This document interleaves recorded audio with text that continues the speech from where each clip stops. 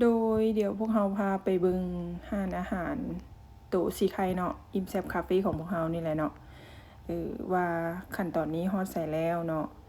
พวกเราก็อนามัยไป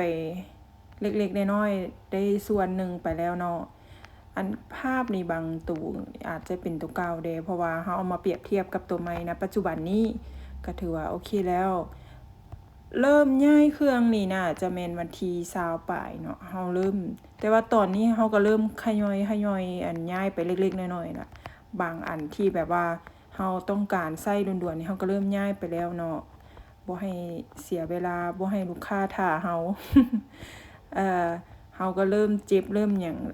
สีอนามัยไปแดก็เปิดนี่น่าจะแม่นเดือน4เนาะที่3กงกันกับวันศุกร์เลยเริ่มอนามัยเริ่มมีหยังเก็บสีเก็บไปขอขอบใจน้องๆทีมงานเฮาเนาะเรียกว่าร่วมมือร่วมใจกันสุดอกสุดปากอีหลี มาฮอดขั้นตอนนี้ก็ถือว่าเกือบ100%แล้วมีแต่ว่าถ้าย้ายเข้ามาแล้วก็จะแม่นอ่าจะเปิดอยู่ตู้สิไคนี่อย่างเป็นทางการเลยร้านอาหารอิ่มแซ่บของพวกเราเนาะ